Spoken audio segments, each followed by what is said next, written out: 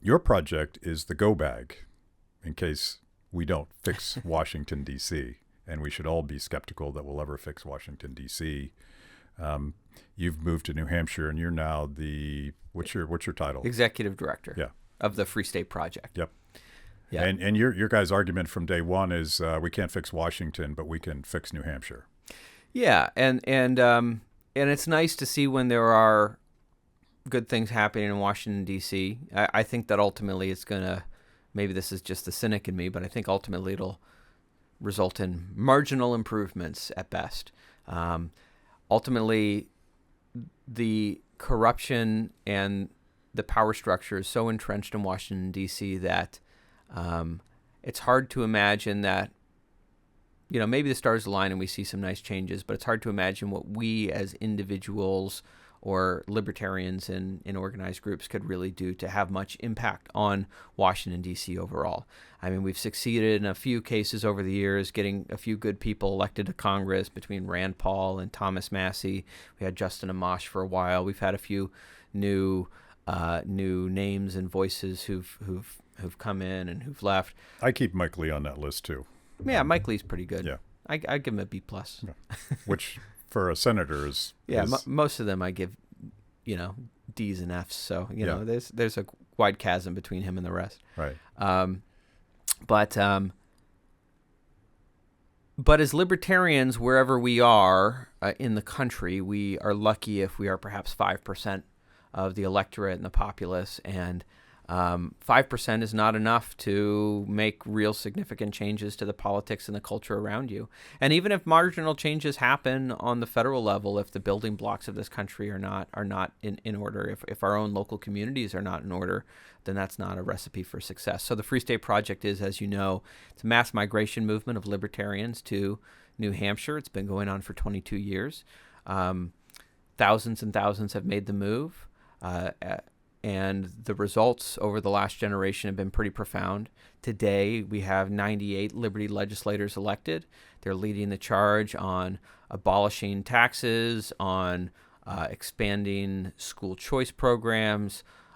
Defend the Guard has been a big push that New Hampshire has led the way on, calling our National Guard troops home from wars that haven't been declared by Congress. But not just the politics of the state are transforming in a really nice way. I will note that change happens from the bottom up. We don't have Liberty congressmen or U.S. senators yet, but I imagine that day will come. But the culture is changing too, and the communities that are being built in New Hampshire are amazing. And you take a moment like we went through with COVID. Even though in New Hampshire we had a governor who was not the best governor when it came to COVID and was doing executive orders like a lot of the Democratic New England governors too, though I don't think he was as enthusiastic about it perhaps as some of them. He wasn't Gretchen Whitmer. He wasn't Gretchen Whitmer. He wasn't Janet Mills. Yeah. But he was not Ron DeSantis either.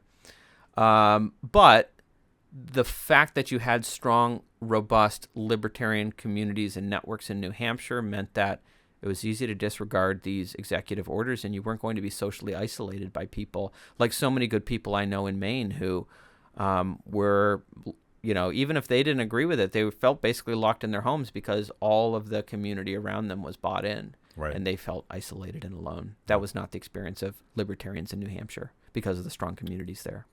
The neighborhood snitches during COVID is creepy beyond description because it reminds me of stories that Lee Schoolin told about growing up during Mao's Cultural Revolution. Yeah. Her biggest enemies were her neighbors. Yeah. It wasn't the government. But that's a rabbit hole. I wanted to ask her a question. I think Carla Gerke pointed this out, and maybe you can enlighten us. There's a reason why state politics is transformative because of the migration and repopulation of New Hampshire with liberty-minded people.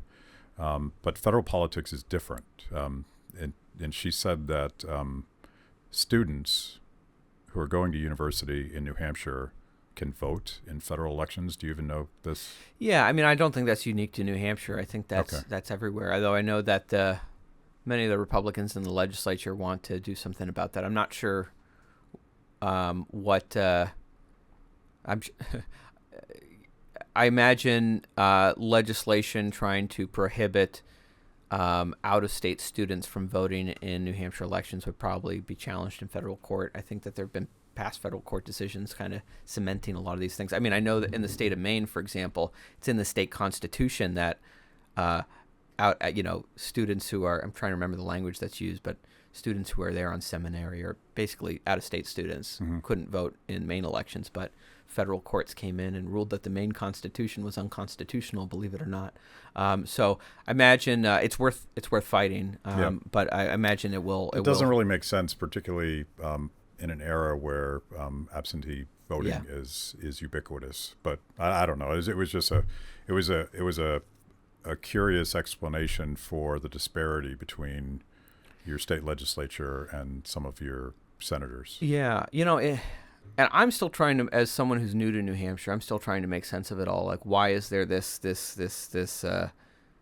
swing block that either they're voting Democrat on the federal level and leaving the down ballot blank, or they're voting Democrat on the federal level and voting Republican on the local level? Maybe it's like Democrat voters who really don't want to have an income tax in New Hampshire. Right. and I mean, that's real possible, right? Yeah. Because you get split ballot voting in a lot of purple states. And I guess, is New Hampshire purple? New Hampshire is purple. And I think we've been fortunate, and I think the Free State Project plays a large role in this, that over much of the last decade on the state level, it's been consistently trending red. And we all know not all Republicans are created equal, but because of the very strong block of liberty Republicans that are within the legislature, that's now one of the strongest ideological coalitions in the Republican majority. So as long as Republicans are in charge and libertarians keep growing their voting bloc within that caucus, we're going to see that the legislature keeps steering the state towards liberty solutions to the problems that we face. Yeah. I assume you're fluent in the left's strategy of taking certain states and introducing their most radical ideas, single-payer healthcare in Vermont, and using a state as a laboratory and eventually succeeding in passing their ideological agenda and then exporting it, because once a state is doing it, once it's passed into law, it sort of normalizes it, even if it's a crazy idea. Is that part of the New Hampshire strategy? Yeah, absolutely. Right. We have these 50 laboratories of democracy, but we don't have a libertarian one. New Hampshire is becoming the libertarian laboratory of democracy, where we can look at policies like constitutional carry and school choice, which New Hampshire really did help kind of push, kind of be early adopters of these policies that have now kind of these policies are getting adopted now all across the country. So I certainly think that for every libertarian in America should have a stake in what's happening in New Hampshire, even if you don't, even if you have no intention to move or be a part of what we're doing here, because the opportunity to take libertarian ideas that have lived in white papers for decades and to put them into reality and have a demonstrable, use case for them, that they work, they're effective, school choice works, putting parents in charge rather than bureaucrats in charge of a kid's education results in better outcomes. Once you can demonstrate that, it makes it that much easier for Tennessee and Florida and Texas and all these other states to point to that and take it up and pass it. So what is two different categories? What is the most successful legislative change that has happened in New Hampshire, and then what is the most promising legislative proposal that can happen in New Hampshire? Well, yeah, if you ask any free stater, you're going to get you'll get a million different ideas on that. What? Really? There's diversity of opinion amongst libertarians? Yeah. We don't herd cats. We just let them roam and build whatever libertarian projects they want to build. For me, I mean, I think that this is maybe the sexiest thing in the world, but, it is amazing to see coming from Maine that year after year, when Liberty Republicans have been running the show in New Hampshire, that the budget's actually cut spending gets cut from budget to budget. In Maine, I don't know. That's pretty sexy. Well, maybe nerds like you and me. Yeah, I'm sorry. Yeah, it's for budget dorks. Yeah, but I know, like in Maine, like the best we could hope for is, can we try to keep this budget in line with inflation? Right? We are, the dream of actually turning the clock backward and actually cutting spending from the previous year was never even on the table. And New Hampshire, that's become regular par for the course when Republicans have the go of it. They're really kind of cutting spending, and of course that's allowed them to do things like completely abolish all remnants of the income tax in the state. So we always said that New Hampshire had no income tax. That's pretty sexy too. Yeah, well, and that's tangible for people, right? Yeah. We always said it had no income tax. There was a little asterisk next to that because there was this thing called the interest and dividends tax. So investment income was taxed, but now that's been phased out. That's dead and gone. And that was decided by this election. If Democrats had taken back the legislature and the governorship, that was one of their first things they wanted to reinstitute before it was phased out and people got used to the idea of it not being there. So that's Was it? This is a tangent, but Yeah. I didn't follow the New Hampshire state politics. Was it viewed as possibly swinging control to Democrats?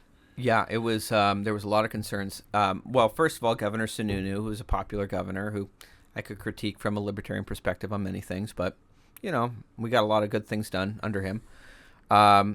He wasn't running again, so you had an open seat for the governorship. Kelly Ayotte did win, former Congress critter. Not so great on foreign policy, but pretty good on. She was a senator, maybe. Yeah, she was a senator, Yeah. And a neoconservative. So she's not going to. Will New Hampshire be invading anything soon? I do want to liberate the 2nd District of Maine. But that's as far as my imperial ambitions go. Thank you for watching Kibbe on Liberty. You can watch new episodes every Wednesday anywhere that you consume podcasts, on YouTube, on Apple, on Spotify, whatever. Watch, click, like, check it out.